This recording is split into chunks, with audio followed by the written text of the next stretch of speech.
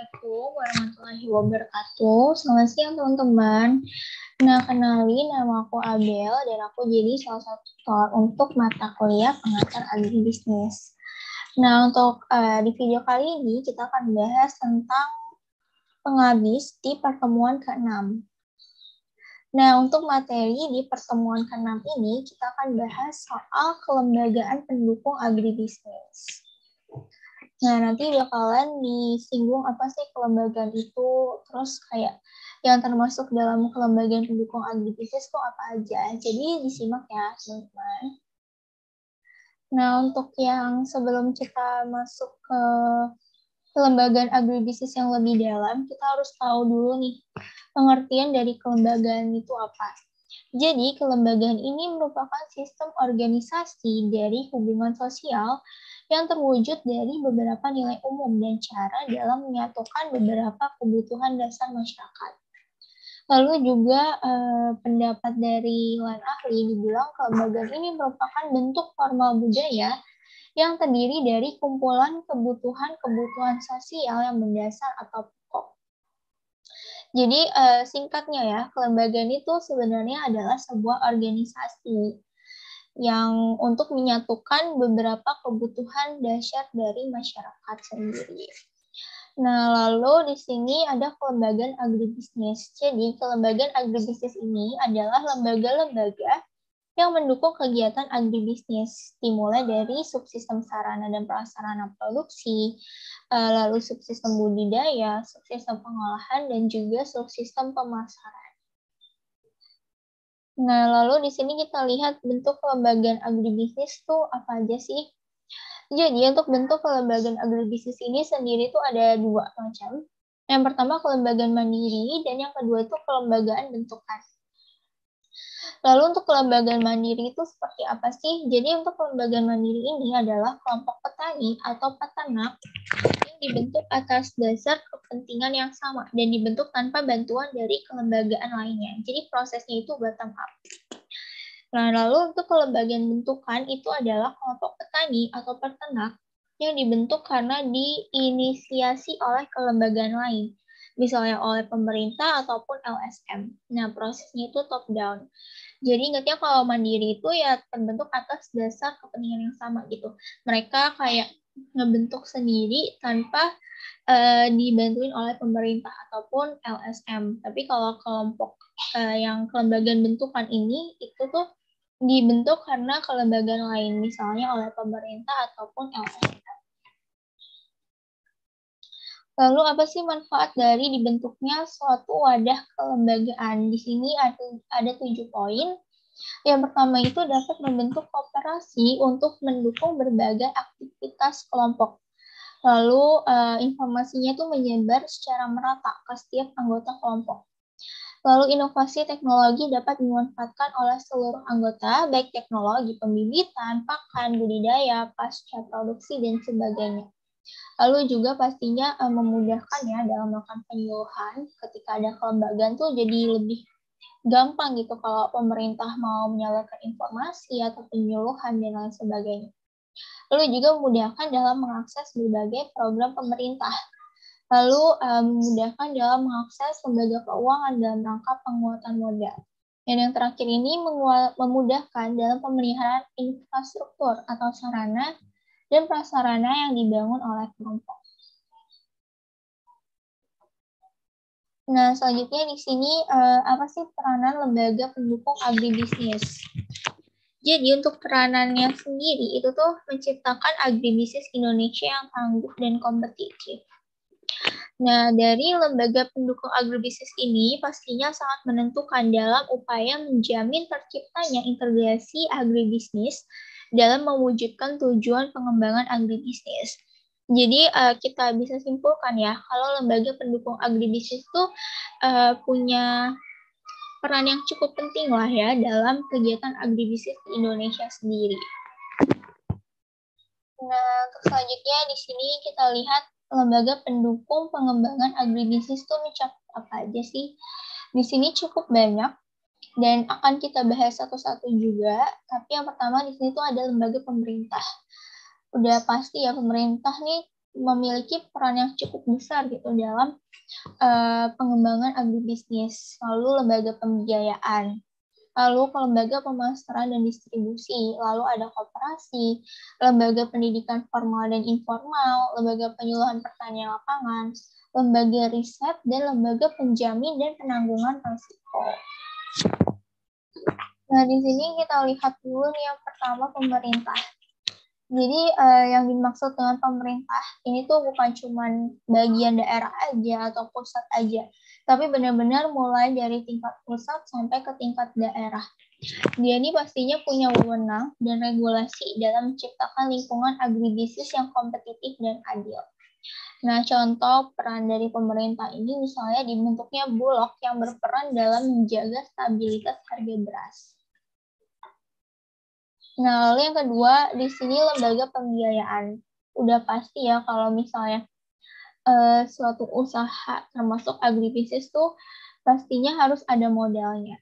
Dan lembaga pembiayaan nih di sini punya peran yang cukup penting dalam kegiatan agribisnis. Kenapa? Karena dia berperan sebagai penyedia modal investasi dan juga modal kerja. Mulai dari sektor hulu sampai ke hilir. Lalu yang kedua ini membuka akses yang seluas-luasnya bagi pelaku agribisnis kecil dan menengah. Lalu pembiayaan usaha ini dapat diperoleh dari lembaga keuangan bank dan juga non-bank. Jadi bukan cuma bank aja nih teman-teman, tapi non-bank juga bisa.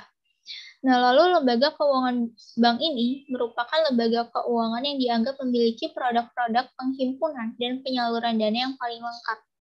Lalu untuk lembaga keuangan non-bank ini umumnya memiliki salah satu produk berupa penghimpunan dana saja atau penyaluran dana saja. Nah, untuk selanjutnya di sini ada lembaga pemasaran dan distribusi. Sebagai ujung tombak keberhasilan pengembangan agribisnis, karena fungsinya itu sebagai fasilitator yang menghubungkan antara defisit unit atau konsumen pengguna yang membutuhkan produk dan surplus unit atau produksi yang menghasilkan produk. Jadi tanpa pemasaran tuh konsumen nggak bisa ya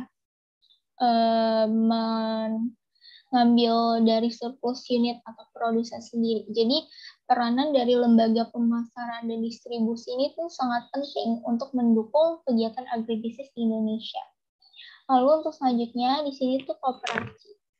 Pengalaman di banyak negara menunjukkan bahwa koperasi itu telah terbukti memiliki kemampuan dan kinerja usaha yang baik. Nah, peranan lembaga ini dapat dilihat dari fungsinya sebagai penyalur input-input dan juga hasil pertanian. Nah, namun di Indonesia, perkembangan dari KUD ini terhambat karena KUD ini dibentuk hanya untuk memenuhi keinginan pemerintah aja. Terus juga modalnya terbatas, pengurus dan pegawai KUD yang kurang profesional. Jadi mungkin untuk kedepannya ya bisa koperasi itu bisa lebih ditingkatkan lah ya di Indonesia supaya dapat mendukung kegiatan agribisnis. Karena kalau kita lihat ya peranan koperasi itu sebenarnya cukup sangat-sangat penting dan berguna banget gitu. Nah, selanjutnya di sini lembaga pendidikan formal dan informasi. Nah, lembaga pendidikan ini sangat berperan besar ya dalam pengembangan agribisnis. Tertinggalnya pendidikan akan menyebabkan agribisnis di Indonesia juga tertinggal dibandingkan dengan negara lain, misalnya Malaysia sebagai produsen komoditas sawit. Universitas Kasetsart di Thailand ini telah berhasil melahirkan tenaga-tenaga terdidik di bidang agribisnis. Hal ini dibuktikan dengan berkembangnya agribisnis buah-buahan dan hortikultura yang sangat pesat. Jadi kalau misalnya lembaga pendidikannya bagus gitu ya, pasti akan menghasilkan juga SDM yang baik gitu, yang bisa mengembangkan agribisnis di Indonesia. Lalu untuk selanjutnya di sini ada lembaga penyuluhan.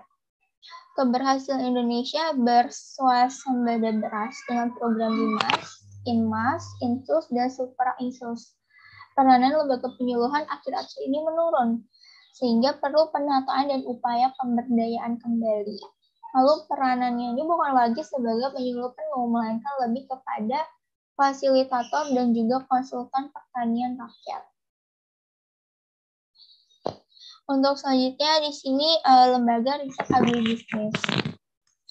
Kita bisa lihat ya, lembaga riset agribisnis di Indonesia tuh cukup tertinggal jika dibandingkan dengan negara lain. Semua lembaga riset yang terkait dengan agribisnis harus diperdayakan dan menjadikan ujung tombak untuk menghasilkan komoditas yang unggul dan daya saing yang tinggi.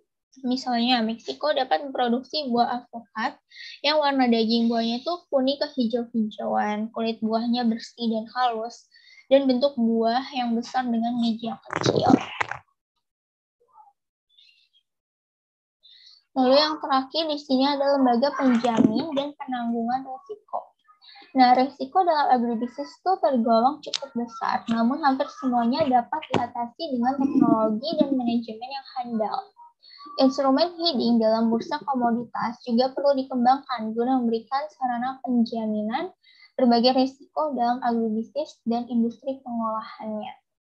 Ya, kalau kita lihat ya, risiko agribisnis itu cukup besar. Misalnya kayak kalau cuaca yang nggak bagus, gitu.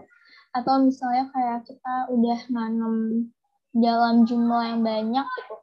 Namun terserang oleh penyakit dan lain sebagainya, akhirnya tanamannya mati gitu dan pastinya rugi gitu kan, karena membutuhkan modal yang cukup besar juga. That's why lembaga penjamin dan penangguhan risiko nih cukup punya peran yang sangat penting gitu dalam mendukung kegiatan agribisnis.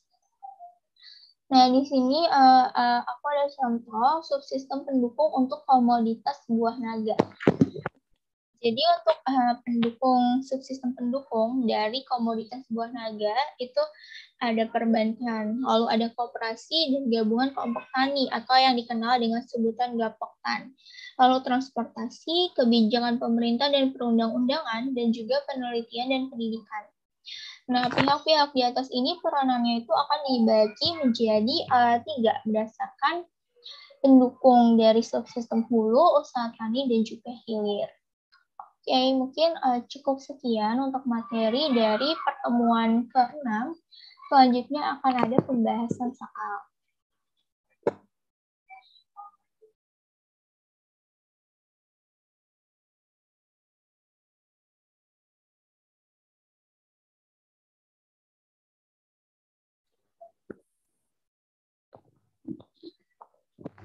Nah, untuk selanjutnya kita masuk ke dalam pembahasan latihan soal untuk pertemuan ke-6. Nah, yang pertama di sini kelompok petani atau peternak yang dibentuk karena diinisiasi oleh kelembagaan lain, misalnya oleh pemerintah ataupun LSM, lalu prosesnya top down, itu merupakan kelembagaan mandiri. Benar atau salah nih teman-teman? Mungkin bisa ya dijawab dalam hati. Tadi materinya juga udah kita bahas ya dalam slide yang tadi gitu. Kalau kalian menyimak. Nah, jadi jawaban untuk soal nomor 1 ini salah. Kenapa salah? Karena kelompok petani atau peternak yang dibentuk karena diinisiasi oleh kelembagaan lain itu merupakan kelembagaan bentukan. Kalau kelembagaan mandiri itu dia nggak dibantuin sama kelembagaan lain gitu. Jadi mereka emang bentuk atas dasar kemauan mereka sendiri. Nah, lalu untuk yang kedua, di sini di bawah ini merupakan manfaat dibentuknya wadah kelembagaan kecuali. Nah, kira-kira yang mana nih jawabannya? Yang A, yang B, yang C, atau yang D? Mungkin bisa dijawab dalam hati dulu ya, teman-teman.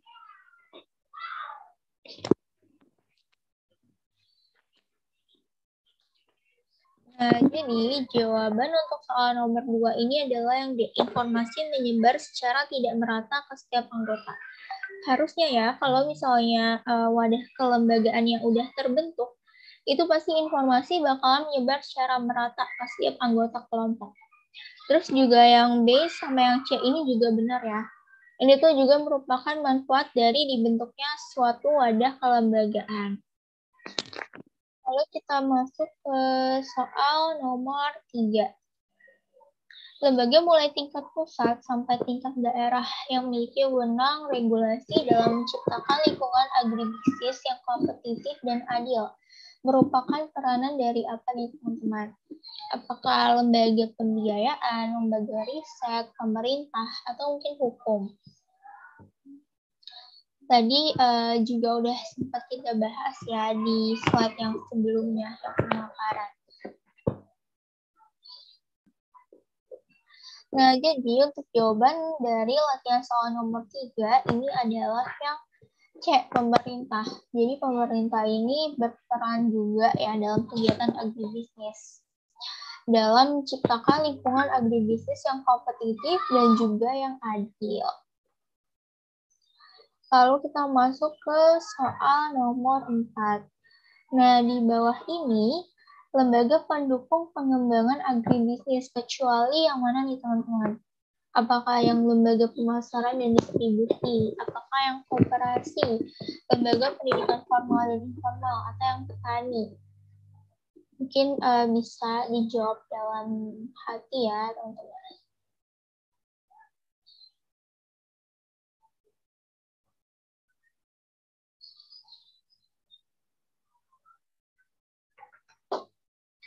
Nah, jadi untuk jawaban nomor 4 ini adalah yang D.